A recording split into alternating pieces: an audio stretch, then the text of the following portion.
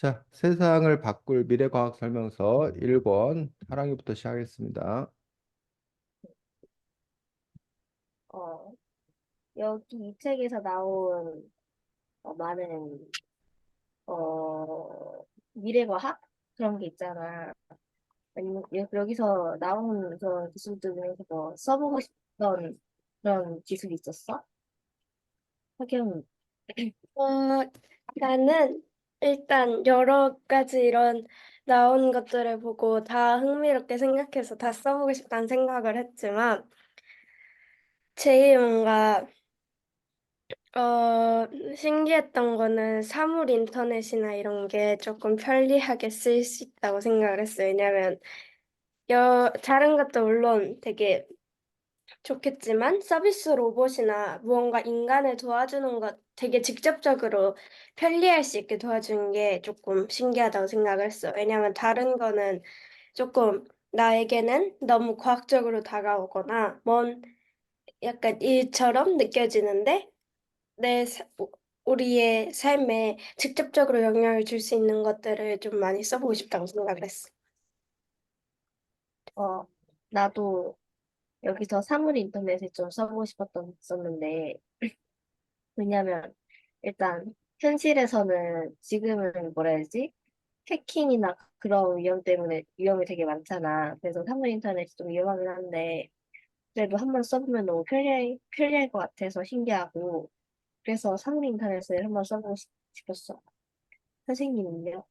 네, 저는 자율주행 자동차가 가장 흥미롭습니다. 그래서 이미 그 자율주행까지는 아니지만 어쨌든 그 전 단계까지는 와 있는 상태고, 그래서 제가 원래 운전하는 거 별로 안 좋아하고, 특히 이제 고속도로 운전하는 거면 겁을 많이 먹어가지고 이렇게 긴장 상태에 있는데, 요즘 뭐 스마트 크루즈라는 그런 기능하고 그다음에 차로 유지 뭐 이런 기능이 있어가지고 오히려 고속도로 운전이 한결 편해진, 고속도로에서는 거의 진짜 할 일이 없는 그런 상황이 되다 보니까, 만약에 시내 주행도 이렇게 자율주행차가 되면 운전으로부터 받는 어떤 그런 스트레스 이런 부분들이 상당히 많이 줄어들겠다라고 생각이 들어서, 그게 오히려 저 같은 경우는 생활에 더 이렇게 실질적인 도움을 주는 일 아니겠나라고 생각하고, 그다음에 여기 뭐 기계학습 해가지고 인공지능 나왔는데,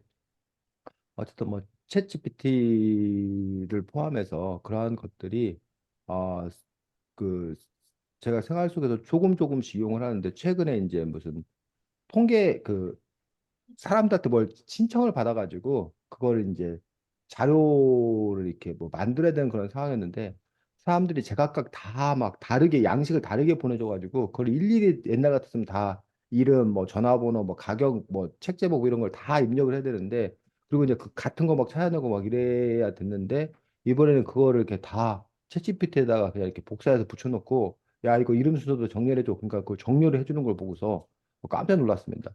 그래서 그 일이 많이 편해지겠구나라고 생각이 들어서 그런 부분이 흥미로웠습니다.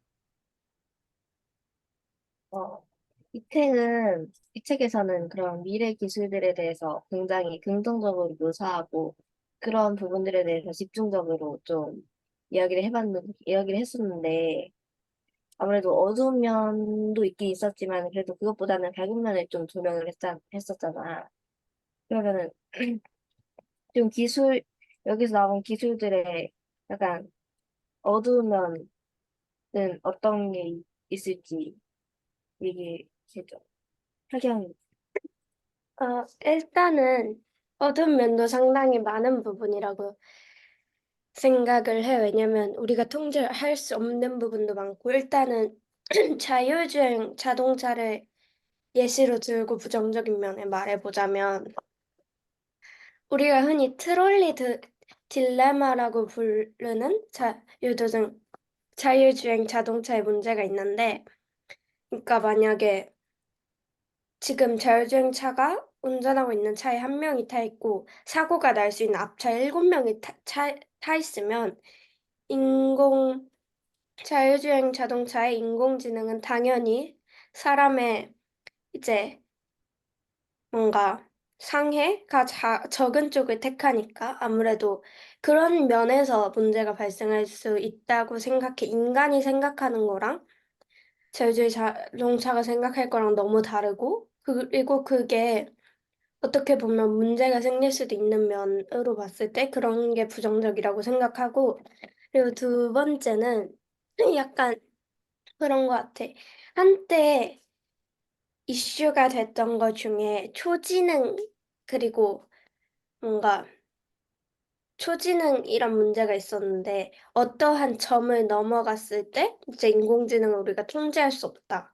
그래서 인공지능이 초지능이 되고, 그러니까 초지능이라고 하면 뭔가 이상한데, 약간 외국에서 보도되는 걸로는 슈퍼 인텔리전스라는 문제가 이제 되면은 우리가 인공지능을 이제 통제할 수 없게 되고, 그렇게 되면 어떤 문제가 생길지도 모르는 거니까 사실 너무나 편리하고 좋은 면도 많지만, 그런 면에서 부정적인 면을 먼저 약간 해결하고, 그리고 방안을 마련해야 이런 좋은 면들도 빛을 발할 수 있지 않을까 이런 생각이 들어. 어, 우선 나는 자율주행 자동차부터 이게 이야기를 해보자면 아무래도 좀 위험 가능성이 있지. 아무래도 그 부분이 조금 부정적인 측면이 있고, 그리고 기계학습에서는 그 중간에 얘가 살짝만 비추고 지나가게 했었는데, 창작 부분 있잖아. 그 부분에서 저작권에 대한 말이 안 나왔던 게 아쉬웠고, 그리고 서비스 로봇에서도 아무래도 이 때문에 실직을 할 사람들이 많은 게 많이 부정적인 측면이고, 어, 스마트 유리 같은 경우도 비슷한 부분이 있고, 네, 스마트 유리, 스마트 재료까지 비슷한 거고, 사물 인터넷에서는, 어, 아무래도 그게 범죄에 대한 악용 가능성이 너무 크기 때문에 그 부분이 좀 문제가 될 거고, 증강현실이랑 가상현실 같은 경우에는, 요즘에 게임 중독이나 핸드폰 중독 같은 그런 그런 비슷한 사람들이 나오는 게 좀 부정적인 영향이 있을 것 같아. 선생님은요? 네. 저 같은 경우는 어쨌든 이렇게 기술이 발달로 인간이 편리해지는 것들에 대해서 과연 그 끝이 어디인가라는 부분에서, 그리고 지금 우리가 살고 있는 정도도 옛날 사람들 수준에는 봤을 때 너무나 놀라운 어떤 그런 일들인데, 과연 옛날 사람들보다 우리가 더 많이 행복할까? 우리가 더 좋을까라는 어떤 그런 점에 있어서 그거에 선뜻 동의하기 어려운 그런 측면들이 좀 있습니다. 그래서 그러니까 제가 이제 뭐 예전에도 얘기했던 것 같은데, 어 제가 여러 분 만나던 시절, 제가 여러 분 만나던 시절 아니면 뭐 더 나아가서 우리나라가 1960년대, 50년대 우리나라가 가난했던 어떤 그런 시절에 우리나라 사람들이 과연 그거를 불행으로 여기고 못 살겠다 싶었나? 그러니까 뭐 더 얘기를 하면 지금 여러분 보고 만약에 옛날 재래식 화장실로 돌아가라. 옛날 재래식 화장실을 써야 된다. 라고 하면 그건 상상도 못할 일이라고 생각이 들어. 근데 선생님이 초등학교 때 화장실 재래식 화장실이었어. 그러니까는 그 집 바깥에 떨어져 있는 곳에 가서 뭐 볼일 보고 살았단 말이야. 근데 그때 선생님이 그걸 보면서 불행하다, 뭐 비참하다 이런 생각을 안 했어. 전혀 안 해, 전혀. 해본 적이 없어. 근데 지금 만약에 나보고 그런 화장실 하라고 하면 불행하다, 비참하다 이렇게 생각이 들 거예요. 그러니까 그런 점에 있어서 그때 사람들은 그때 사람 나름대로의 어떤 그런 삶도 있었고 행복도 있었고 했었기 때문에 과연 우리 인간의 어떤 그런 삶이라고 하는 부분에서 물론 이제 절대적인 측면에 있어서 평균 수명이 더 연장되고 뭐 더 이렇게 풍요로워진 것들, 절대적으로 뭐 이렇게 배고픈 굶어 죽는 사람이 없어진 것들, 이런 점에서는 분명히 증가한 그런 측면들을 갖고 있는 건 사실인데, 그 외에 이제 뭐 불평등은 더 심해졌고 사람들 사이의 어떤 그런 관계는 더 각박해졌고, 이렇게 우리가 또 비용적인 측면들을 지불한 것도 상당히 크기 때문에 그렇다면 앞으로 기술이 더 많이 발달했을 경우에 그 사람들의 생활을 전체적으로 놓고 봤을 때 과연 그 총량이라는 어떤 그런 측면에서 지금보다 더 행복할 건가라는 부분에서 상당히 의문이 들기 때문에 그런 점에서 과연 이렇게 기술을 계속 더 발전시켜야 되는 건가? 그리고 이제 아까 중간에 하랑이 학영에도 제기했던 여러 가지 문제들과 관련되어서 어, 그런 문제에 우리가 씨름할 필요가 있을까? 차라리 그냥 지금 정도에서 이렇게 멈추거나 아니면 개발의 속도를 이렇게 늦춰 나가서 그렇게 된다라면 오히려 어, 그 전체적인 그 총량이라는 부분에서는 만족감이 높아지지 않을까 이런 고민 생각을 합니다. 그러면 이제 다 했어요. 네, 수고했습니다. 자, 지금 하랑이가 얘기한 부분들에 또 여러 개 좀 이렇게 이야기해 볼 만한 지점들이 나와가지고 그 얘기 먼저 좀 우리가 하고 그리고 나서 이제 그 다음 얘기로 넘어가도록 하겠습니다. 먼저 아까 그 하경이가 얘기했던 그 부분들 중에서 자율주행차를 하게 되었을 때 그 딜레마에 빠지는 그런 상황에 대해서 뭐 그런 얘기들 뭐 하지 뭐 직진을 하게 되면 뭐 한 사람이 죽는데 뭐 옆으로 틀면 뭐 몇 사람이 죽는데 그 차에 탄 사람들이 절벽으로 떨어져 죽게 된다. 그럼 그럴 때 어떻게 되느냐? 그런 문제 해결할 수 없지 않냐? 그러니까 자율주행차가 문제다라고 주장하는 사람들이 있어. 그럼 선생님이 반론을 할 거야. 그러면 사람이면 그런 문제가 안 발생해? 사람이 운전하고 있으면 그런 문제가 안 발생해? 왜 자율주행차한테는 그게 문제라고 하면서 왜 사람이 하면 그게 문제가 안 발생했다잖아. 어떤 문제가 있는 거야? 하경아? 그니까 약간 사람이 만약 그 상황에 있고 어떤 선택을 했을 때 결국 누군가는 만약에 누군가가 죽었거나 많이 다쳤으면은 응, 그 탓을 이제 그 잘못한 운전자에게 하겠죠. 응, 근데 인공지능이 만약 그런 선택을 했다고 하면은 응, 누구도 책임지려 하지 않을 것 같아서 응. 네. 근데 그럼 거기서 이제 탓을 한다 그랬는데 그럼 그 운전자를 탓할 사람이 없어 문제라는 거야? 네. 어, 그렇네요. 현실적으로 이제 자율주행차 관련되어서 기술은 확보되어 있는데 제반 여건들, 사람들의 인식이라던가 법률 체계라던가 그다음에 뭐 보험이라던가 이런 부분들이 아직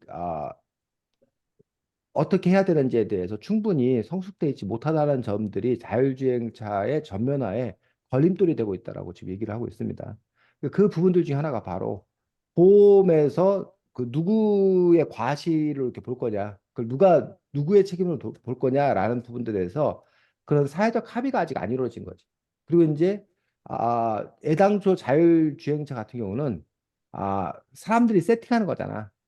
이 상황에서 어떻게 할 건가에 대해서 1순위, 2순위, 3순위 이걸 사람들이 세팅하는데 그거를 어쨌든 그 세팅 값, 그 누군가가 세팅하는 어떤 그런 거 자체가 상당히 힘든 거지 사실은. 이렇게 뭐가 옳으냐 뭐 이런 걸 따져봐야 되니까. 그러니까 사람이 직접 운전할 때는 무의식적으로 돌발적으로 일어나는 일이잖아. 그러니까 그 부분에 대해서 결과적으로 아쉽다. 이렇게 했으면 더 좋았을 것을. 아니면 뭐 너 왜 그렇게 했냐? 라고 할 수 있지만 근데 그건 어차피 사고가 일어난 후의 문제란 얘기예요. 근데 지금 이거는 사고가 일어나기 전에 미리 결정을 내는 거잖아. 그래서 혹시 그런 얘기 들어봤어? 그 뭐야? 제2차 세계대전 당시에 독일의 암호를 영국이 해독한 거야. 그러면서 이제 그때 이제 컴퓨터가 만들어지는 계기가 되기도 했었고. 근데 이제 암호가 해독되니까 뭐가 문제가 됐냐면 자기들이 독일의 암호를 해독했다는 사실을 독일에 알면 돼, 안 돼? 안 되죠. 안 되잖아. 그러면 걔들이 암호를 또 바꿀 거잖아. 그러면 또 그걸 해독하려고 시간이 많이 걸릴 거 아니야. 그러면 암호를 애들이 해독했다는 걸 모르게 하려면 그러면 독일의 공격을 다 피하면 너무 이상해요. 암호가 해독된다는 걸 알 거 아니야. 암호가 탈락다는 걸 알 거 아니야.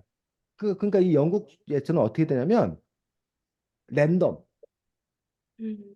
즉 어떤 때는 그냥 당해줘야 돼. 어떤 때는 뭐 해야 돼? 피해야 돼. 그 계산을 하는 거야. 자, 그러면 하랑이 너가 그 암호 해독자야. 그러면 너가 결정짓는 거야. 이 마을에 야 너네 마을에 미사일 떨어질 거야. 피해. 근데 이 마을에는 야 이번에는 아무 들통나면 안 되니까 애들한테 안 알려줘. 그걸 여러분이 해야 된다고 생각을 해봐. 음, 지금 쌤이 왜 이 얘기를 할까? 독일 암호 얘기를 왜 할까? 자율주행차 얘기하다가 왜 이 얘기를 해? 또 그 사고가 일어나기 전에 선택을 하는. 그렇지. 자율주행차도 결국은 자기가 뭐 이런 상황이면 한 사람을 죽여야 돼. 여러 사람을 죽여야 돼. 뭐 해야 돼. 이런 선택을 미리 지금 하고 앉아 있는 거야. 일어나지도 않을 일들에 대해서. 음? 그러다 보니까 이제 그것과 관련돼서 여러 가지 논란과 논쟁이 있었던 그런 부분들을 볼 수가 있다는 거지. 그러면서 이제 우리가 그래서 이제 자율주행차 같은 것들을 만들 때 이제 우리가 그때는 이제 기술자들의 그 영역이었잖아. 과학자들의 영역이었잖아. 근데 그것들이 현실화될 때는 단지 그들이 과학자들의 영역이 아니라 법학자들의 영역이 될 수도 있는 거고, 윤리 철학자들의 영역이 될 수도 있는 거고, 이런 사람들이 그 사회적 어떤 합의들 이런 것들에 의해서 그 문제가 해결돼야 되지 않겠냐라는 얘기. 다만 이제 선생님이 아까 얘기하고 싶었던 것들은 뭐냐면, 그런데 우리가 한 가지 그 놓치고 있는 어떤 그런 지점들은 마치 그 문제가 자율주행차한테만 해당되는 것처럼 인간이 했을 때는 그것들이 해당 안 되는 것처럼 얘기하는 건 그건 문제다라고 생각이 들어. 그래서 자율주행차를 비난하는 그런 사람들은 자율주행차가 사고를 일으켰대. 자율주행 때문에 누가 사람이 죽었대 하면 아주 신문에 크게 나. 어? 근데 그게 과연 자율주행차에 대한 올바른 평가냐고. 어?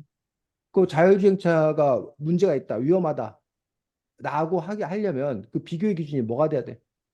사람이 운전하는 차. 사람이 운전했을 때 비교적 사람이 운전할 때는 하루에도 수백 건의 교통사고 나고 사망자가 발생하는데 자율주행차가 뭐 수만 분의 일 내의 확률로 사고를 냈다면 그건 떠들썩하게 보고된 것들. 그러니까는 자율주행차는 완벽해야 된다. 사람들의 기대가 완벽해야 돼. 음, 근데 한두 건 사고만 벌어도 이게 문제야. 음, 근데 과연 그 기준이 맞는지 아니면 자율주행차하고 뭐하고 사람의 운전하고 비교해서 더 사고가 적은 쪽으로 선택을 하는 게 합리적인지 그런 부분에 대해서도 우리가 함께 이야기할 필요는 있다라고 생각을 합니다. 자, 그다음에 초지능에 대해서 이야기를 했습니다. 그래서 사람들이 가장 공포를 갖는 이유들 중에 하나가 로봇과 관련되어서도 사람이 가장 공포를 갖는 이유가 그거지. 오히려 사람이 로봇의 노예가 될 것이다. 라는 어떤 그런 부분들. 로봇이 오히려 사람을 지배하게 될 거다라는 어떤 그런 공포를 갖고 있는데 그래서 이제 개발하면 안 된다라는 어떤 그런 주장을 해. 근데 그 밑바닥에 깔려 있는 생각은 뭐야? 그 밑바닥에 깔려 있는 생각은 선생님이 이런 질문을 봤어. 그러면 왜 안 되는데? 음, 로봇이 지배하는 세상이 되면 왜 안 되는데? 음, 혹시 하락이 로봇이 지배하는 세상이 되면 왜 안 돼? 라고 물어보면 뭐라고 대답할 거예요? 음, 어때? 돼? 안 돼? 하경아. 로봇이 지배하는 세상이 되면 돼? 안 돼? 모르겠어요. 음, 그 논의를 이끈 사람들은 뭐냐면 우리 인간이 인간 중심적 사고를 한다는 거야. 아, 근데 예를 들어 역사적으로 밝혀진 사실만 보면 예를 들면 뭐 지구 이렇게 생긴 게 뭐 40억 년, 50억 년 얘기하잖아. 네. 40억 년, 50억 년 동안에 인류가 이 지구상에 출현한 것은 음, 그냥 기껏해야 몇백만 년이라는 거예요. 어? 그러면 이 인류가 출현하기 이전에도 지구는 뭐였다는 거야? 존재했어요. 존재했었잖아. 어? 그리고 우리가 흔히 말하는 한때는 중세기에는 뭐야? 공룡이 지배자였잖아. 근데 그쵸? 지금 공룡이 사라졌잖아. 뭐 공룡 이전에는 또 다른 지배자가 있었겠지. 뭐 지배자라고 하는 게 좀 웃기지만 그렇다면 인류 인간들 역시 그냥 전체 역사 속에 놓고 보면 단지 뭐라는 거야? 스쳐 지나가는 존재라는 거야. 그럼 언젠가 인류가 뭐하고 멸종하고 그 다음 그 다음이 이어받는 게 과연 뭐가 문제냐는 얘기. 자연스러운 현상 아니냐는 얘기야. 이렇게 문제를 제기하는 사람들이 있어. 그런 측면에서 보면 어 과학기술이 발달해서 인류보다 더 뛰어난 종이 나타나서 그들이 세상을 지배해 간다 하면 그건 역시 자연스러운 일 아니냐라고 주장을 펼친 사람도 있다는 얘기지. 하랑이 이런 주장에 대해서 어떻게 생각해? 근데 그거는 좀 다른 분이라고 생각하는데, 음, 왜냐면 로봇을 만들었으니까 음, 아예 다른 게 아니, 그래서 아예 다르면 다른 종류는 모르겠는데, 로봇은 사람이 만들었으니까 아무래도 음, 그런 부분 생각하고. 아, 공룡이 사람을 만들진 않았다.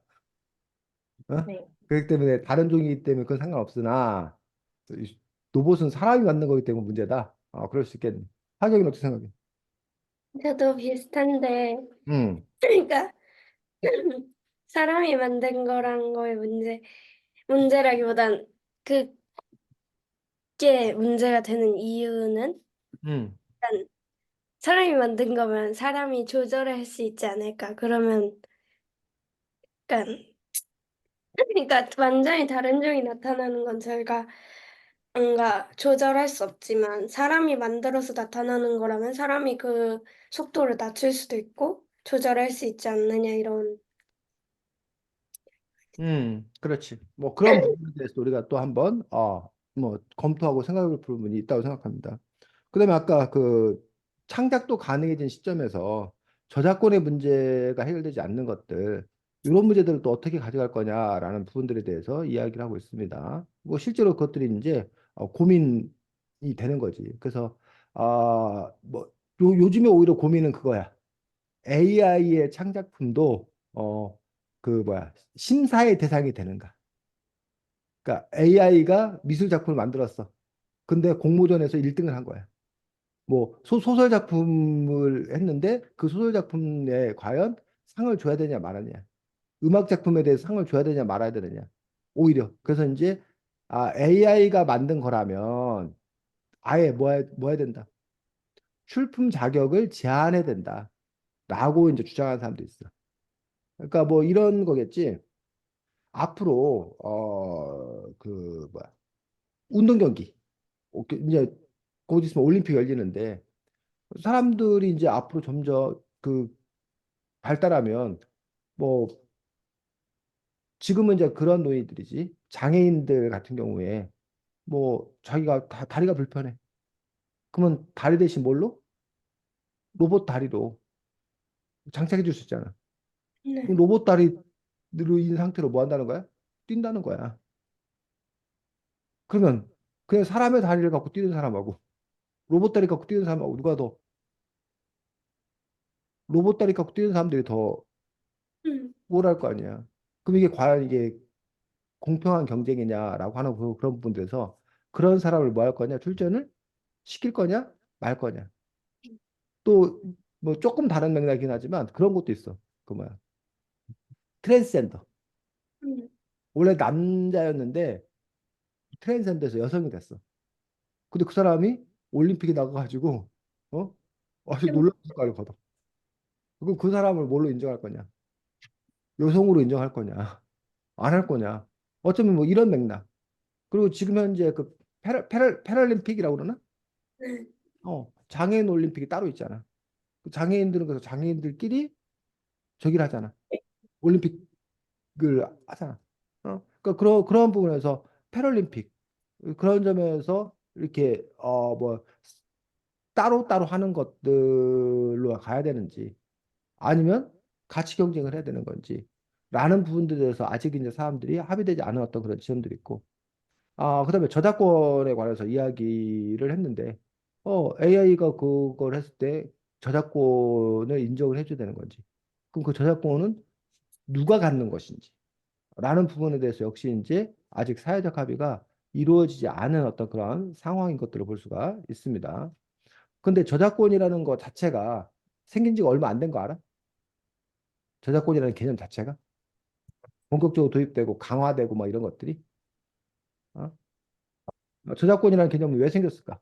그 전에는 없다가 별로 문제가 안 되다가 저작권이라는 얘기가 요즘 들어서 특히 강조되는 이유는 뭐라고 생각해?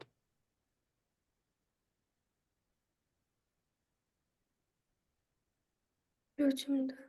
요즘 들어서 왜 저작권이 이렇게 강조가 되는 거야? 옛날에는 저작권이 그렇게 저작권에 대해서 별로 신경 안 썼거든. 참. 표절이니 뭐 이런 거 그렇게 신경 안 썼거든. 요즘 저작권이 강조되는 가장 커다란 이유는 무한 복제가 가능한 시대가 음, 돼버린 거야. 옛날에는 물리적으로 그걸 뭐 이렇게 베껴 쓰고 뭘 해야 되잖아.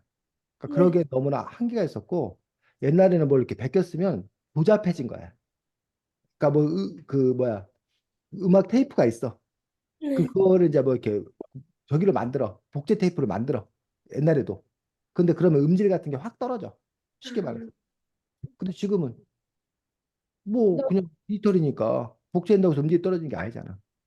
게다가 옛날에는 그걸 하나하나 복사하려면 시간이 많이 걸렸어.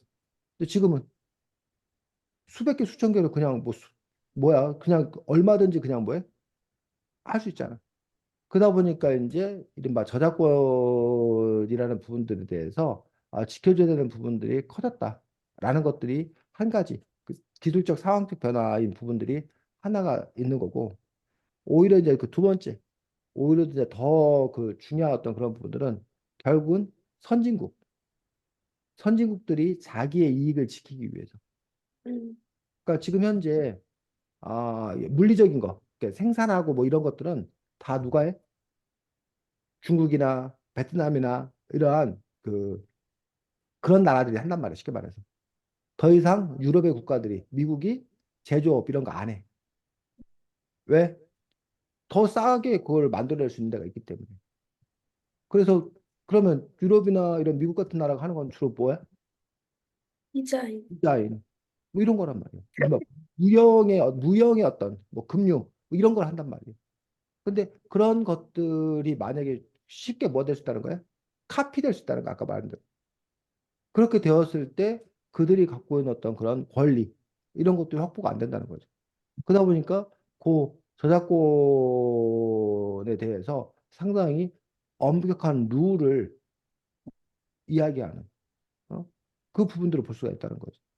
그래서 이제 저작권과 관련되어서 이렇게 주장이 나뉘는 거지. 과연 그 사람이 그 생각 하나 해놨다고 그 모든 권리를 그 사람이 갖는 게 과연 뭐하냐? 바람직하냐? 인류 공동의 유산인 건데. 그리고 만약에 에디슨이 전구를 생각 안 했으면 세상에 전구 없었을까? 아니요. 아니야. 그 비슷한 아이디어를 갖고 있는 사람들은 많아. 단지 그 사람이 먼저 뭐 했을 뿐이야? 먼저. 단지 먼저야. 좀 먼저. 근데 좀 먼저 했다고 독점적인 지위와 권리를 확보하는 게 과연 뭐 하느냐? 그게 뭐야, 정당한 일인 건가에 대해서 문제를 제기하는 사람도 있고. 어? 물론 이제 저작권을 주장하는 사람들은 그래야 사람들이 뭐 창작의 의욕, 대가가 있어야 그 권리를 보호받아야 그래야 전체적인 파이가 더 커진다. 근데 만약 저작권이 보호되지 않는다. 그럼 누가 애써서 그거를 개발하려 들 것인 건가? 라는 부분들에 대해서 그럼 오히려 우리 사회 전체의 발전이 늦을 수밖에 없다. 그러니 저작권을 당연히 더 강하게 더 보호해 줘야 된다라고 주장하는 어떤 그런 부분들이 있는 거지. 어. 그런 지점에서 과연 우리는 어느 쪽에 손을 들어줄 거냐, 어느 편에 손을 들어줄 거냐라는 어떤 그런 부분들이고, 그래서 어쨌든 그러니까 이거가 그러니까 누가 한 걸로 봐야 할 것인 건가라는 어떤 그런 지점들. 어? 그러니까 학영이가 아까 수행 평가를 친구들과 같이 준비했다고 그랬는데 그 부분에 있어서 그걸 누가 한 걸로 볼 거냐. 라는 어떤 그런 지점에서 그런 고민들이 따르는 거지. 그래서 그런 논란도 있었잖아. 과거에도 사실은 뭐야 엄마 아빠가 도와줬어. 음, 그게 과연 뭐한가? 공정한가? 근데 이제는 챗GPT를 이용해서 자기가 했어. 그 챗GPT를 이용해서 했을 때 과연 그거를 그 사람의 실력이라고 볼 것인 건가? 아니면 불공정하다고 볼 것인 건가? 이런 문제들, 분수적인 문제들이 같이 따르는 거지. 그래서 아까도 선생님이 얘기했지만, 그 전까지는 우리가 이게 과학기술의 문제였더라면 이것들이 생활화되는 데는 단지 과학기술의 문제가 아니라 법률적이고 도덕적이고, 이런 여러 가지 면에서 어떤 그런 문제점들, 그런 부분들을 따져봐야 되는 것들을 볼 수 있습니다. 그다음에 뭐 가장 커다란 문제로 얘기되는 것들은 이제 실직에 대한 공포, 이것들은 지금 현실적으로 상당히 큰 그런 부분을 볼 수 있는데, 자, 자율주행차가 만약에 완성이 됐어. 완전 자율주행차 단계가 더 벌었어. 그러면 어떤 일자리들이 없어질까? 택시 운전자. 운전기사 일자리가 기본적으로 없어지겠지. 완전 자율주행이 됐을 경우. 또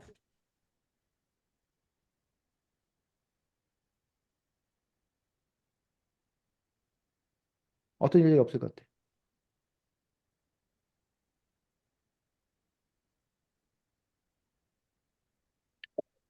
운, 음. 아니, 잠깐만요. 어떤 사람들은 라디오 방송국 일자리가 많이 줄어들 거라고 주장하는 사람도 있어. 라디오 방송국. 왜? 다른 걸 할 수 있으니까. 라디오, 그치, 그동안 운전하느라고, 앞을 봐야 되니까 듣는 것밖에 못했잖아. 그런데 이제 굳이, 라디오 듣고 있을 이유가 없다는 제, 거죠.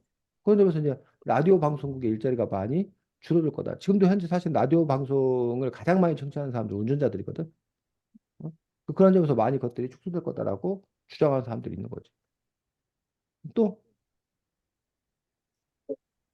운전 면허 운전 시험 만 그렇지. 운전학원. 운전 면허라는 것 자체가 이제 사라지겠지. 어? 운전 면허 자체가 사라지는 그런 부분들에서 운전학원 이런 부분들도 많이 사라질 거라는 얘기. 그래서 지금도 사실은 이 자율주행차 전기차로 바뀌면서 그 뭐지? 카센터? 카센터 일자리가 많이 지금 바뀌고 있어. 옛날에는 이게 뭐 엔진 오일도 갈아야 되고 뭐 이런 게 많았어. 뭐 휠도 교체되고 뭐 이런 게 많았어. 근데 지금은 자동차가 더 이상 이러한 자동차가 아니라 그냥 전자제품이에요, 전자제품. 그래서 어디 고장 났다 그럼 뭐야? 갈아 끼우면 되는 갈아 끼우면. 그런 식으로 이게 바뀌었다는 거야. 센서를 바꾼다던가 교체한다던가 이런 식으로 이렇게 바뀌게 되면서 어쨌든 그 자율주행차 그 하나가 등장하는 것 같지만 사실은 그로 인해서 상당히 많은 변화가 있을 거란 얘기. 그러니까 그런 점에서 이제 물론 실직에 대해서 반대되는 주장을 하는 사람도 있어. 그래서 지금 말했던 그런 일자리는 없어지지만 자율주행차가 되게 되면 사람들이 운전하는 대신 그 안에서 뭔가 다른 일들을 하기 때문에 그 안에서 다른 일을 하기 위한 어떤 그런 서비스 그런 것과 관련된 일자리들이 많이 생겨날 거다. 그러니 직업이 전환되는 거지. 직업 자체가 소멸되는 건 아니다. 라는 그런 주장을 펼치게 된다고. 그러니까 지금부터 예를 들어 우리나라만 해도 지금부터 40년 전에 프로야구 선수라는 직업이 있어 없어? 프로야구 선수. 프로야구 선수 직업 없는 거야. 프로야구 선수는 이른바 프로스포츠라는 그런 개념 자체가 우리나라에 도입된 게 그렇게 오래되지 않았다는 거야. 그럼 프로스포츠라는 것도 있을 수 있는 이유는 뭐야? 미국으로 넘어가도 100년 뭐 그렇게 되지 않았다는 얘기야. 그럼 프로스포츠 선수도 있을 수 있던 이유는 뭐야? 요즘에 아이돌, 선생님 어렸을 때 아이돌, 뭐 가수는 물론 있었어. 근데 아이돌이라는 그런 직업 오디션 그런 프로그램에서 지금처럼 수백, 수천 명 이런 거 없었어. 근데 그런 게 왜 옛날에는 없었는데 왜 지금 있는 거야? 그런 거에 많이 할 수 있으니까. 왜 할 수 있게 됐냐고. 왜 댄서니 뭐 이런 것들이 과거에 없었는데 지금 왜 그게 가능하냐고. 영상 매체가 많이 응, 활성화돼서. 제가 음. 근데 그 이전에는 결국 뭐냐면 먹고 사는 일을 사람들이 그만큼 이제는 해야 될 이유 옛날에는 먹고 사는 일에 모든 사람이 다 거기에 매달린 거예요. 음, 100명이면 100명이 먹고 사는 일에 다 매달린 거야. 그래야 먹고 살았어. 근데 지금은 먹고 사는 일에 100명이 매달릴 필요가 없어요. 없는 거야. 한 10명만 있으면 돼. 그러면 봐봐. 먹고 사는 일에 10명만 매달리니까 100명이 하던 일을 10명이 하게 되니까 그럼 90명이 뭐 하겠구나? 다른, 실직하겠구나. 음, 라고 생각할 거 아니야. 근데 지금은 100명이 하던 일을 10명이 하니까 나머지 90명이 아까 말한 대로 프로 스포츠도 하고 프로 게이머도 하고 아이돌도 하고 음악도 하고 이런 식으로 그 전에 없었던 새로운 일들이 계속 창출되더라는 거지. 어차피 먹고 사는 건 똑같은 건데. 이해가? 네, 그러니까 그러면 그런 것처럼 앞으로도 역시 뭐 할 거다? 그럴 거다. 변, 마찬가지일 거다. 라고 주장하는 사람들이 있어. 반면 반론하는 사람들은 옛날에야 먹고 사는 일 외에 이른바 3차 산업 서비스업 이런 문화예술 이런 부분이 있었지만 지금은 서비스업이나 문화예술업 자체를 누가 해버려? 네. 로봇이 한다는 얘기야. 연주도 로봇이 하고 공연도 로봇이 하고 AI가 하고 이런단 말이야. 그러면 그거 말고 할 수 있는 일이 뭐가 있냐고. 그러니까 사람들의 상상의 범위를 뭐한 벗어난 어? 그런 일을 할 수 있는 그런 일이라는 게 과연 뭐가 있을까라는 부분들. 어?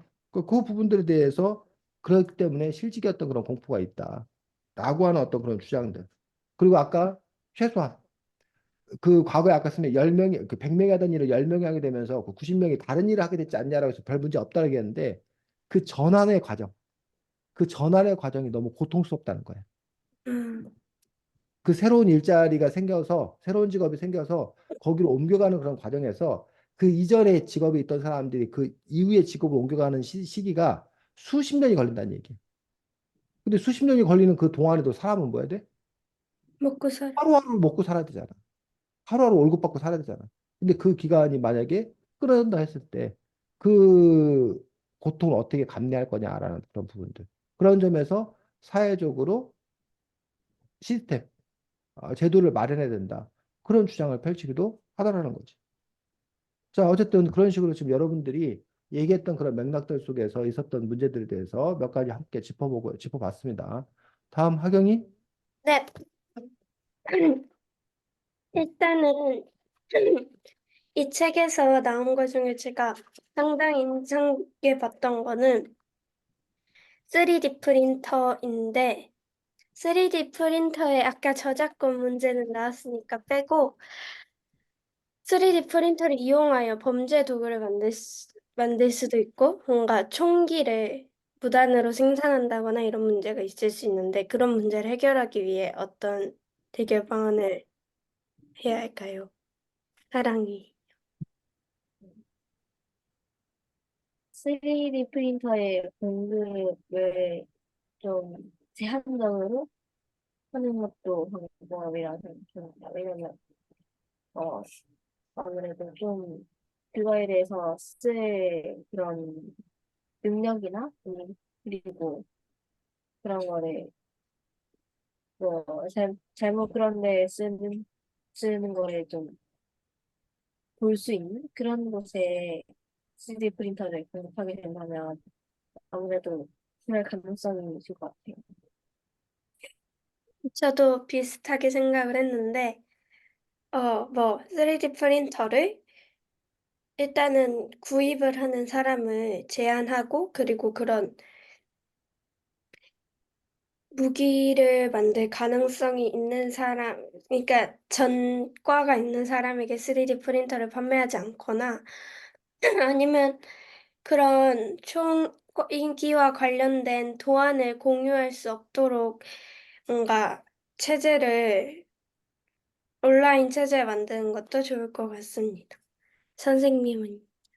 네, 근데 우선은 그 3D 프린터의 산업을 활성화시켜야 되는데 만약 그런 규제부터 먼저 들어가게 된다면 3D 프린터 자체의 활성화에 걸림돌이 되어가지고 그것들이 진척이 없는 그런 문제가 생깁니다. 그래서 3D 프린터가 일단 활성화 만약에 그 우리 인간들에게 유용한 거라면 우선 활성화를 시키고 난 다음에 그 다음에 지금 말했던 그런 부작용들에 대해서 뭐 지금도 보면은 그 총기 같은 경우에 신분을 확인하고 일부에게만 판매한다. 미국 같은 경우 아예 우리나라는 총기를 금지하고 있는 상황이고 그런 식이었던 그런 부분들은 뭐 나중에 후차적으로 마련되지 않겠나. 그것도 사회적 문제가 된다라면. 그리고 이제 보다 더 근본적인 그런 부분들은 결국은 그 사람들 자신들이 윤리적이고 도덕적이라면 그런 범죄의 가능성 이런 것들이 좀 이렇게 애당초 줄어들지 않겠는 건가라고 생각이 들어서 어, 범죄 예방을 위해서 어떤 제도나 이런 걸 만드는 것도 물론 필요는 하겠지만 그거는 오히려 후순위고 이 사회 전체가 범죄가 왜 발생하는 건가 라는 점에서 범죄가 발생하는 어떤 이유들은 결국은 사회 불만을 갖고 있는 사람들이 아, 욕구가 충족이 안 된 사람들이 범죄를 일으키는 거기 때문에 그들의 어떤 그런 불만의 요소라던가 욕구가 충족되지 못한 어떤 그런 부분들을 어느 정도 해소시킬 수 있는 사회 분위기 이런 것들을 우선 만드는데 더 주력해야 되지 않나라고 생각합니다. 네. 그 다음은 앞으로는 이제 로봇이나 인공지능이 활성화되면서 인간과 같이 살아갈 방안을 해야 되는데 그러니까 인공지능과 인간이 같이 살아가기 위하여 우리 인간이 갖춰야 될 자세나 꼭 가지고 있어야 할 능력에는 무엇이 있을까요? 하랑이.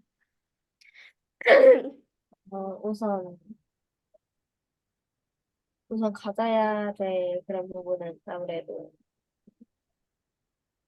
어, 아무래도 이런 AI에 대한 그런 이해를 일단 갖추고 있어야 될 것 같고, 그리고 좀 우리가 AI를 너무 이렇게 못 사용하면 안 되니까 AI에 대한 이해가 있어야 될 것 같고, 그리고 갖춰야 될 그런 마음 자세는 아무래도 너무 너무 모르려고 하지 말기 그냥 좀 열심히 이해 얘를 사용하는 법을 이해하고 뭐 얘, 그렇게 해야 된다는 좀 그런 마음이 좀 필요한 것 같습니다. 저도 이제 약간 너무 AI라서 배척하거나 그리고 너무 믿는 것이 아니라 적당하게 자신의 능력과 융합하여 사용하는 것이 중요하다고 생각을 합니다. 그래서 너무 인공지능에만 의지하는 것이 아니라 인간도 자신이 할 수 있는 것에 인공지능이 도움을 줄 수 있다는 생각으로 해야 이 인공지능 산업이 더욱 효과적이게 활성화될 수 있지 않을까 생각합니다. 저 질문이 겹쳐서 여기까지. 네, 수고했습니다. 어, 그런데 지금 하경이와 화랑이하고 생각이 같았는데 인공지능에 대한 로봇에 대한 이해가 필요하다라고 했는데 그거에 대해서 이제 딴지를 걸자면 자, 하경이가 TV를 이용하잖아. 네, TV의 구조나 뭐 이런 거 이해하고 TV를 봐? 아니요, 스마트폰 있잖아. 네, 스마트폰 원리나 뭐 이런 걸 이해하고 스마트폰을 이용해? 거의 아니죠. 그냥 이용하잖아. 네. 그런 것처럼 로봇과 AI도 그냥 이용하면 안 돼? 뭐가 달라? 라는 그런 질문을 한다라면 사랑이 뭐라고 대답할 거야? 제가 말한 그런 이해라는 건 음, 그런 게 아니라 음. 방법이나 그런 거를 좀 심화적으로 좀 더 심도 깊게 좀 말이 상한데 그러니까 얘를 좀 더 뼛속까지 활용할 수 있는 그런 부분에 대해서 이해라고 말했어요. 이런 의미였어요. 뼛속까지 이해할 수 있는? 그러니까 예를 들면 네. 스마트폰이 기능이 많은데 카톡이 기능이 많은데 우리는 그중에 일부분만 대표적인 기능만 사용하고 사실은 대부분의 기능을 안 쓰거든? 그런 점에서 그러면 스마트폰이나 뭐 이런 그 다양한 기능을 더 많이 해서 더 잘 쓰자 이 얘기를 하고 있는 거야. 이런 얘기를 하고 있는 거야. 네. 좀 더 제대로 활용할 수 있는? 그러면 왜 스마트폰이나 예를 들면 TV 같은 경우도 뭐 선생님이 너무 이렇게 늘 그 당황스러운 게 리모컨이 너무 그 저기가 다양한 거야. 그다가 요즘에 특히 쌤이 지금 제일 어려움을 느낀 게 쌤이 넷플릭스 이런 걸 안 해. 그러다 보니까 뭐 이렇게 호텔이나 모텔 뭐 이런 데 가면 넷플릭스를 보는 뭐 그런 버튼이 있거든. 근데 그걸 뭐 어떻게 해야 되는지 모르겠는 거야. 그래갖고 어디 다른 그런 데 가면 제일 어려운 게 뭐야 TV를 어떻게 키는 건지 끄는 건지 막 이런 걸 몰라가지고 근데 거기 안에 보면 다양한 기능들이 많이 있다는 얘기예요. 근데 그 부분에서 사실은 선생님이 하는 건 음량을 키고 줄이고 채널을 바꾸고 안 바꾸고 어? 전원을 키고 끄고 딱 그것만 해. 그쵸. 다른 여타의 것도 안 하고. 그러니까 그런 부분에서 그러면 지금 하랑이 같은 경우에 뭐 거기 안에 그 뭐야 넷플릭스를 본다 했었을 때 뭐 그 다양한 프로그램들 중에 뭐 선택하는 것도 있고 뭐 걔가 뭐 도와주는 것도 있고 뭘 하면 더 잘 쓸 수 있어요. 그러니까 당신이 그거에 대해서 좀 더 잘 알고 하면 더 좋아요. 라고 지금 얘기하고 싶은 거잖아. 네. 근데 사람들이 굳이 그 스마트폰이나 TV도 안 그러는데 왜 로봇과 AI는 그래야 되냐고라고 묻는다면 로봇과 왜냐면, AI가 뭐가 달라서? 어, 왜냐면, 걔네들은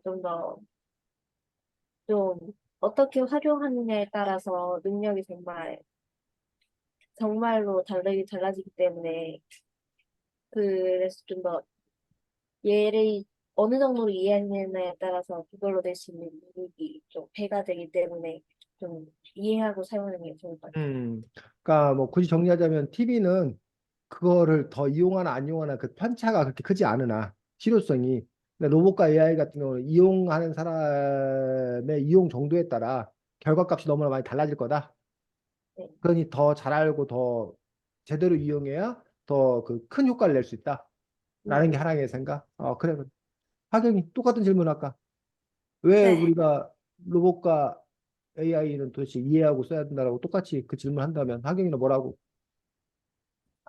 저는 사실 저희가 TV랑 핸드폰을 사용할 때 사용함으로써 뭔가 지금은 문제점이 있다고 생각하진 않잖아요. 뭔가 그러니까 문제가 생길 거라고 생각하지 않기 때문에 이해를 조금 덜해도 괜찮다고 생각을 많이들 하지만 지금 현재로 봤을 때는 인공지능이 TV와 핸드폰에 비해서는 아직 밝혀진 것도 적고 위험 요소가 조금 더 있으니까 안전하게 좀 이해하고 가는 게 낫지 않을까. 음. 안전하게라는 어떤 그런 측면들. 그래서 이제 어, 로봇과 인공지능에 대해서 안전하다라는 어떤 그런 지분들은 아까 이제 했던 그 초지능에 관련된 그런 공포가 아마 밑바닥에 깔려 있지 않나라는 학경 얘기를 들으면서 그런 의도로 얘기한 건지 모르겠지만 그런 생각들 하고 있는 거고 그 실제로 그래서 지금 현재 뭐 이렇게 세계의 석학이라 불리는 그런 사람들이 6개월 만이라도 1년 만이라도 개발을 멈추자. 그리고 우리가 정말 이 문제에 대해서 진지하게 토론을 좀 하자. 그러고 나서 이 연구를 이어갈 건지 말 건지를 결정하자. 이런 호소를 하기도 했어. 그런데 그 호소가 먹혀 안 먹혀? 오케이. 안 먹혀. 왜? 돈. 왜 안 먹혀? 이익이 빨리 없 개발하면 빨리 돈을 벌 수 있으니까. 그렇지. 우리는 지금 자본주의 시스템에 있는 거야. 그래서 지금 그거를 어느 한 곳에서 개발하고 있는 게 아니야. 구글이나 뭐 페이스북, 메타나 뭐 이런 아마존이나 이런 뭐 테슬라나 이런 여러 군데, 오픈 AI 뭐 이런 여러 군데서 그걸 갖고 지금 경쟁을 막 하고 있는 거예요. 그래서 남들이 그 시장을 먹어버리면 나머지는 다 뭐 하는 거야? 다 망하는 거야, 망하는 거야. 그러다 보니까 그 경쟁에서 뭐 살아남기 위해서는 남보다 먼저 선점해야 돼. 근데 여기서 야 잠깐 쉬어 라고 했을 때 순진하게 나만 쉬는데 그 사이에 어떤 놈이 치고 나가면 나만 안 죽는 거야. 돼. 그건 절대 뭐 할 수 없는 거야. 믿을 수가 없는 거지. 그래서 이제 그거에 대해서 긍정적인 어떤 그런 부분들은 우리가 이렇게 기술이 막 순식간에 발전할 수 있던 이유는 바로 그러한 뭐 경쟁 때문에 가능한 거다라고 얘기를 하는 거고, 반면에 그걸 부정적으로 바라보는 측면에서는 경쟁하느라 어? 전체적으로 따져보지도 않고 그냥 무조건 그거에 몰두하느라 아마 그래서 악마를 우리 스스로 만들어낼 거다. 음. 어? 라는 어떤 그러한 우리 스스로 인간이 인류 스스로를 종말시킬 거다. 라는 어떤 그러한 디스토피아 세상을 전망하는 우울한 전망하는 사람들도 있더라라는 얘기죠. 그래서 그런 지점들을 어떻게 볼 거냐라는 것들 생각해봐요. 자, 3D 프린터 하랑이나 하경이 혹시 3D 프린터를 직접 본 적이나 제작한 적 있어? 뭐 만들어 본 적 있어? 어때? 경험이? 하랑이는 없고 하경이는? 있어요. 뭐 만들어 봤어? 그, 제가 뭘 만들어 본 건 아니고 본 응. 적 있어요. 그 과학관이나 아무튼 방학 어. 때 과학 프로그램에서 아, 프린터 작동하는 걸 본 적이 있어요. 3D 프린터를 선생님이 한 10여 년 전에 3D 프린터 얘기를 처음 접했어. 와, 대박이다. 세상이 이거 확 바뀔 줄 알았어. 근데 10여 년 지난 지금 3D 프린터 때문에 대박이 나진 않았어. 음. 그런데 사실은 알게 모르게 3D 프린터가 상당히 많이 사용되고 있어. 그래서 뭐 가장 선생님 보기 가장 충격적인 것들은 3D 프린터로 그 건물 짓는 거 알아? 아파트 짓는 거 알아? 네, 봤어요. 봤어요, 예를 영상. 들어 아파트를 짓는다던가. 그다음에 이미 여러분이 아까 우려했던 대로 3D 프린터로 총 만들어 가지고 실제로 그것들이 범죄 현장에 이용된 그런 사례들도 있어. 현재. 아, 뭐 그 선생님 조카가 이제 그 목형이라고 그 기계 같은 걸 만들려면 그게 보통 이제 주물, 그 쇳물 부어갖고 그렇게 만들잖아. 근데 이제 네. 그 기계 틀을 만들려면 일단은 나무로 저기를 만들어야 돼 우선. 그래서 그걸 이제 옛날에는 그걸 깎았어. 깎는 어떤 그런 부분이었는데 요즘에는 그것들이 이제 3D 프린터가 도입돼 갖고 이제는 그 사람들이 그 깎는 기술이 중요한 게 아니라 3D 프린터한테 도면을 그려서 명령을 내리는 게 더 중요한 일이 돼버린 거예요. 그러니까 완전히 그것도 이제 직업이 바뀐 거지. 옛날에는 기술자, 손으로 정교하게 그걸 깎아낼 수 있는 기술자가 중요했었는데, 이제는 도면 잘 그리는 사람. 이 사람이 이제 그쪽에 그 분야의 전문가가 되는 거지. 그런 식으로 이제 되다 보면, 그래서 이제 3D 프린터가 사실은 이제 제일 필요한 것들 중에 하나는 우주 개발과 관련되어서 3D 프린터가 필요하다는 거야. 왜? 왜 우주 개발과 관련돼서 3D 프린터가 왜 필요해? 우주선을 타고 날아가는데, 어? 뭐 필요한 게 있다고 돌아올 수 없잖아. 아, 또 우주선을 타고 날아가는데 뭐가 필요할지 몰라가지고 미리 다 한꺼번에 가지고 갈 수 없잖아. 그치. 무게감 때문에. 어떻게 하겠다는 거야? 가다가 아, 필요하면 자료 네. 도면 다운받아갖고 거기서 직접 뭐야 만들겠다는 거야. 응? 그래서 우주 같은 경우에 3D 프린터가 꼭 필요한 거고 3D 프린터가 보편화되면 어, 많이 바뀌는 거지. 그러니까 지금까지는 뭐 공장에서 대량 생산을 하고 그거를 운송, 운송하는 어떤 그런 시스템이었어. 근데 그게 그런 식으로 되는 게 아니라 각 가정마다 자기가 뭐야? 3D 프린터기가 있어. 그리고 내가 원하는 건 다운받아갖고 그냥 뭐 한 거야. 거기서 직접 만들어서 내가 갖는 거지. 그 점들이 획기적으로 달라지는 어떤 그런 지점들이라는 거야. 장난감을 그러니까 옛날에는 제품을 이렇게 만들어서 받았다라면 이제는 장난감 도면을 사갖고 누르면 장난감이 만들어서 나오는. 그러면서 이제 그런 점에서 이제 그러면 중간에 이제 저기가 없어지는 거지. 그 유통의 어떤 그런 단계들이 사라질 거다. 뭐 이렇게 이제 얘기되는 경우들. 도 있는 거예요. 이걸 이제 극단적으로 밀어붙이면. 근데 아직까지 어떤 뭐 그런 상황들까지는 아닌 걸로, 대구에서 요즘엔 아직까지 만드는 거 무슨 뭐 기념품 같은 거, 이런 거 정도 만드는 뭐야, 보편화된 거. 일상적으로는 그런 거 정도 만드는 걸로 바뀐 것 아닌가라고 생각이 드는데, 그리고 어쨌든 뭐 3D 프린터는 아니지만 옛날에는 프린터기가 비싸가지고 집집마다 프린터기가 있는 게 아니었어. 그래서 뭐 코팅기 이런 것도 다 집집마다 없었어. 요즘에 뭐 프린터기니 코팅기니 이런 게 값이 많이 싸져가지고 휴대용 뭐 이런 게 있어가지고 뭐 사진 인화하는 뭐 이런 것들 다 휴대용으로 있어서 개인들 집에 다 그것들이 있다 보니까 자기가 원하는 거 그냥 자기가 바로 즉석에서 이렇게 뽑아내는 그런 걸로 이렇게 시스템이 바뀌게 되는 것들을 볼 수 있는 거지. 아, 그래서 그런 점에 있어서 이제 생산이나 유통 이런 부분에서 3D 프린터가 상당히 많이 변화를 줄 거다. 근데 3D 프린터가 안 좋은 이슈가 하나 있어. 그 분이 어떤 이슈가 있냐면 그게 3D 음, 프린터를 뭐 이렇게 한쪽에서 암인가 뭔가 이렇게 발생을 실제로 했었어. 근데 이제 그것과 관련돼서 연관성. 그러니까 3D 프린터를 있는 과학고등학교나 뭐 이런 학교에 선생님들이 자꾸 이렇게 암에 걸려갖고 문제가 된 거예요. 그러면서 이제 그게 유해하다라고 주장하는 어떤 그런 사람들이 있어가지고 그 부분 때문에 이제 그러면 보급의 속도가 확 줄어든 거예요. 그러니까 음, 그걸 그 뭐야 뭐 확산시킬 수가 없는 거야. 그러니까 아까 그 선생님이 이제 그런 얘기를 한 거야. 그 하경이나 하랑이가 그뭐 신분증 제도를 도입하자, 뭘 도입하자, 뭐 이런 걸 했잖아. 안전을 해야 되니까 100번 맞는 얘기야. 근데 문제는 그게 도입되는 순간 그 3D 프린터가 보급이 돼야 하는데 보급이 잘 안 된다는 얘기예요. 그럼 보급이 잘 안 되면 사업성이 떨어져. 사업성이 떨어지면 투자자들이 투자를 해야 안 해.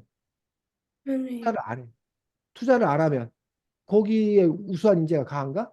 한가해요. 안 가. 우수한 인재가 안 가면 다, 개발이 더뎌.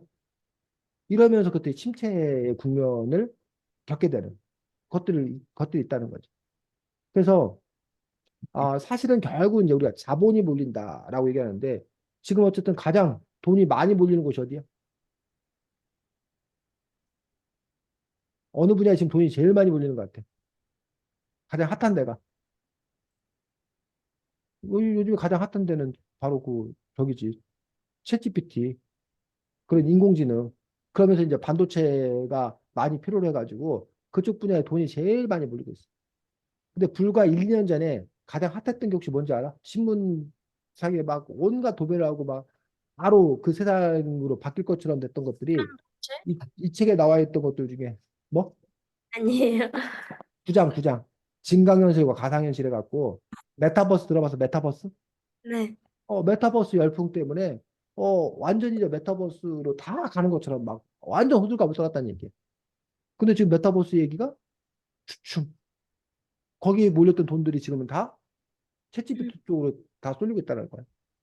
그러면 이제 그 메타버스 기술은 과연 사라질 거냐? 한쪽에서는 그 메타버스 그 허상이었다. 그거 사라질 거다. 라고 주장한 쪽이 있고 아니다. 지금 잠깐 침체기지만 다시 이게 이제 뭐해? 준비를 거쳐서 다시 한번 또 뭐 할 거다?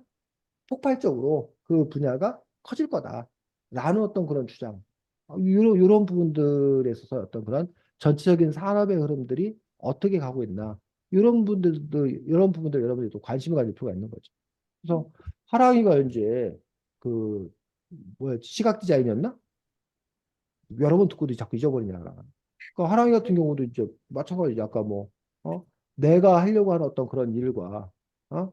이런 인공지능이라는 어, 부분들이 파트너가 될 거냐 아니면 하랑이에 뭐가 될 거냐 경쟁자가 될 거냐 라는 부분들에 있어서 고민스러운 부분들이 있을 거고 첫 번째 두 번째로는 아까 얘기했듯이 이게 어, 우리 앞으로의 그런 산업의 커다란 흐름들이 어느 방향으로 갈 거냐라는 부분에서 어차피 디자인이라는 거 있는 거잖아. 근데 그 디자인이라는 게 있는데 그 디자인이 옛날에는 예를 들면 가구를 디자인한다던가, 어? 아니 뭐 옷을 디자인한다던가 이런 디자인이 더 이렇게 컸잖아 분야가 파이가 쉽게 말하면. 근데 지금은 그래픽 디자인, 컴퓨터 그래픽이나 뭐 이런 디자인 쪽의 분야가 훨씬 더 뭐야? 더 파이가 큰 거란 말이야. 그쪽으로 사람들이 더 많이 몰려간다는 얘기지.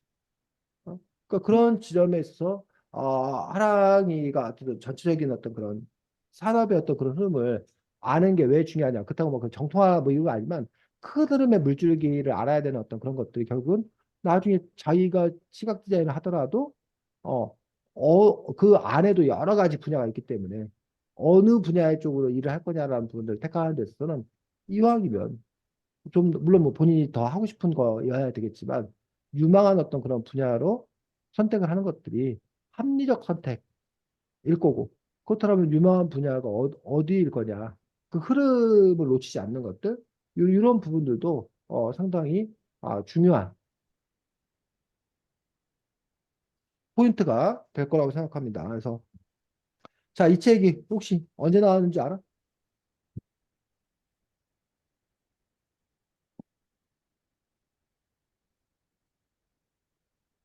몰라? 어디 보면 돼?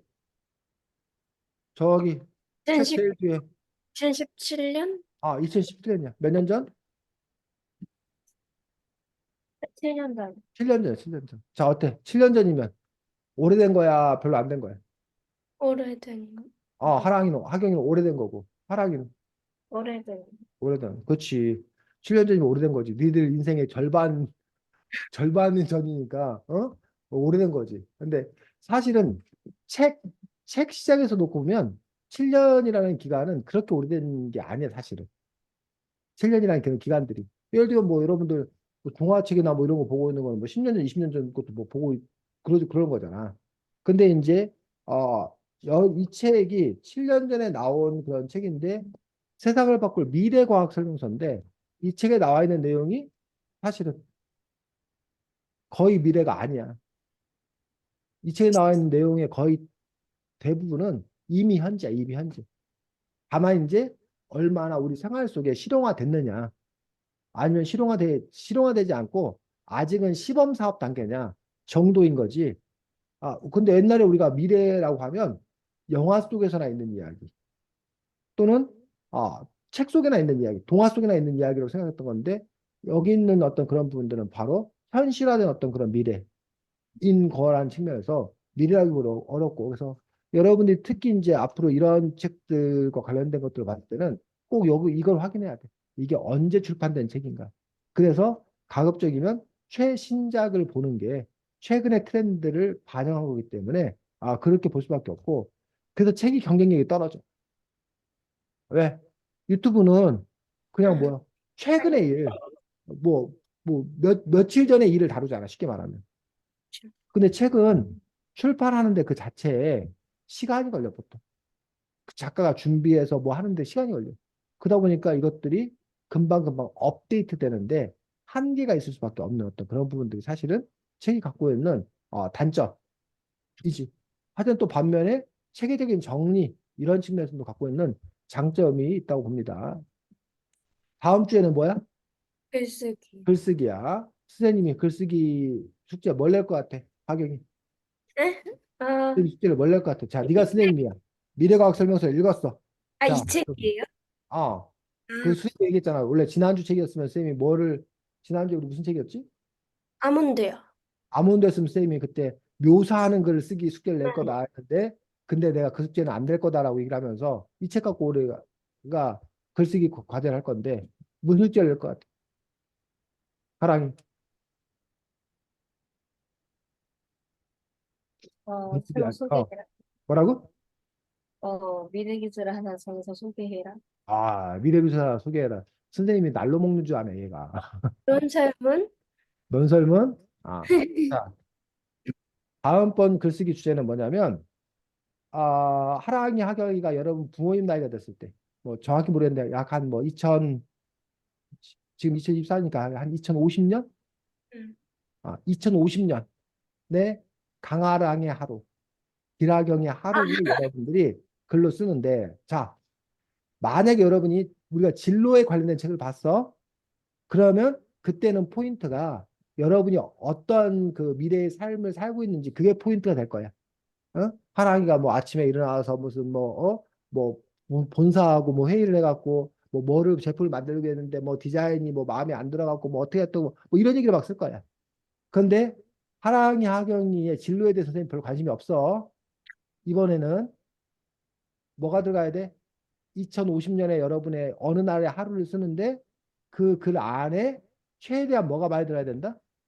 기술 같은 거를 아, 쓰겠다는 이 거. 책에 소개되어 있는 미래 과학이 현실화된 모습들, 현실화된 모습을 그려야 된다는 거지. 음. 그러니까 예를 들면 하랑이 하경이 너네가 스마트폰 알림 소리에 깨가지고 어? 그래가지고 뭐 전자레인지에서 뭐 이렇게 스프를 데워서 먹고 커피 머신에 너네 커피 안 마시겠지 뭐 어쨌든 뭐 저기 나 커피 머신에 커피 한 잔을 마신 다음에 오늘 보니까 토요일인데 오늘은 줌 수업 있는 온라인 화상 수업 있는 날이네 하고 온라인 화상 해가지고 뭐 저기 한 번도 본 적이 없는 그런 사람들하고 뭐 줌으로 회의를 한 다음에 수업을 한 다음에 그 다음에 우리가 뭐 이북을 꺼내 들고 막 본다. 이게 선생님이 여러 번 말할 때 일이면 너무나 뭐해? 상상도 못할 일이란 얘기야. 음. 그게 미래란 얘기야.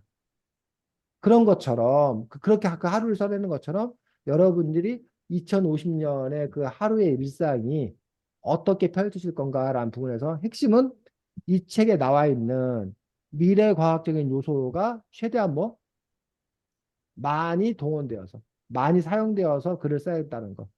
이해가? 네. 이 책에 소개되지 않는다 하더라도 여러분이 창발적으로 미래에는 이런 것들이 또 있을 거야. 이러한 변화가 있을 거야. 라고 하는 부분들을 집어 넣어서 여러분들이 한번 그 글을 쓰라는 거야. 결국은 이 책을 여러분들이 미래 과학을 여러분들이 얼마나 효과적으로 활용해서 글을 쓸 수 있는가라는 부분들이 그럼 결국 그 미래 과학에 관한 어떤 그런 기기에 대한 충분한 이해가 있어야 여러분이 그렇게 글을 쓸 수 있겠지. 뭐 교통수단도 기본적으로 뭐 이렇게 여기 나와 있는 교통수단을 이용해서 하는데 최첨단 어떤 교통수단을 이용해서 뭐 그런 상황 설정을 하고 질문 없어요. 하락이는 네. 없고 네 주말 잘 보내시기 바랍니다. 수고 많았습니다. 안녕. 네. 음.